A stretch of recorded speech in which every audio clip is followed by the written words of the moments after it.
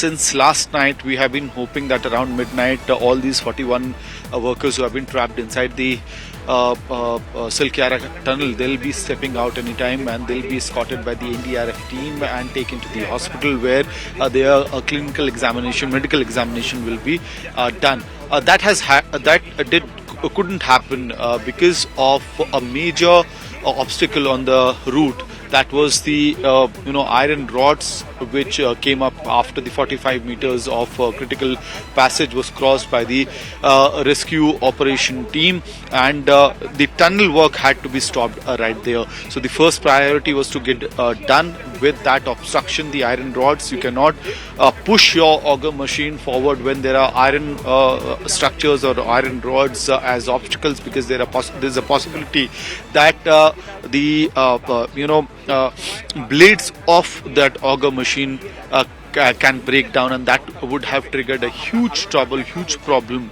for the rescue teams which have been working round the clock for the past 12 days to ensure all these 41 men come out safely. I'll request Deepak to get you a closer look of the Silkyara tunnel so that we can also explain to our viewers as to what is going to happen.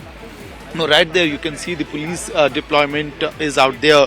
On the left hand side, the NDRF tent is installed, where they are now preparing up again. Once again they are going through their gears, looking at the stretchers, the equipment that needs to be carried out, taken inside the tunnel.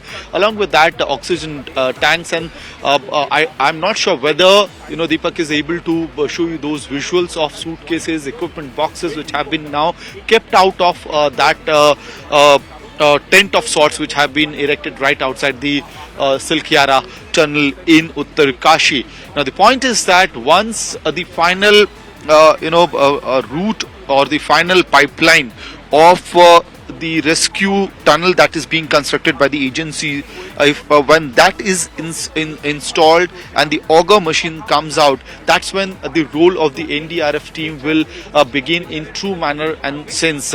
These personnel who are on standby since last evening will be allowed to go inside that tunnel, will be handed over the rescue operation, and from there you will see these stretchers with wheels being put inside that tunnel, the rescue tunnel which has been created, and then experts, the better at the last minute. Nothing should be left to chance. All sort of expertise is being included, and therefore, this is the latest visual on your screen this morning.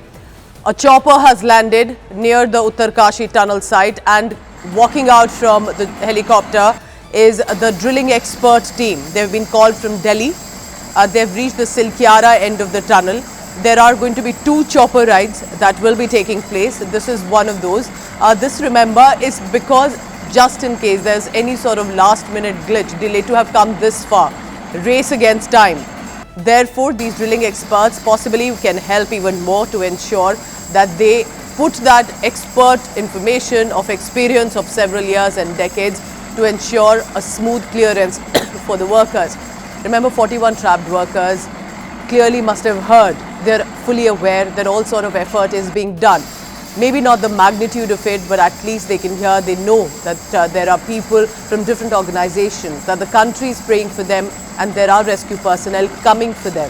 There are families waiting to be reunited, and it's a reflection that India stands for its people and will ensure that these 41 laborers and workers from different parts of the country will be out safe and alive, and that of course is the prayer.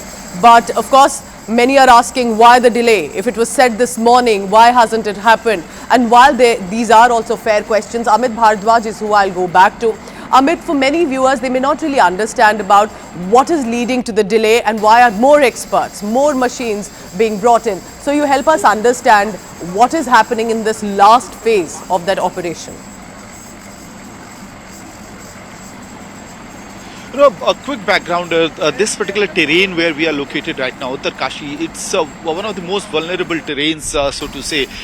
This is also a terrain where landslides happen quite often. Now you're creating a magnificent piece of work, engineering work, which is right behind me, Silkyara tunnel, cutting the hill and creating a tunnel right there to reduce the travel time of the 30-kilometer route, which takes more than 90 minutes, will be reduced by an hour when this tunnel is operational. So that is the kind of work we are doing in a very vulnerable terrain of the Himalaya. Now, even the international experts have been pointing out continuously that when you are dealing with such mountains, the unpredictable challenges might occur. So that's what happened yesterday. For our viewers understanding, the most critical part was the journey of 22 meters to 45 meters of the rescue tunnel that was being constructed, because the debris which is already there, the pressure is quite high in that particular area.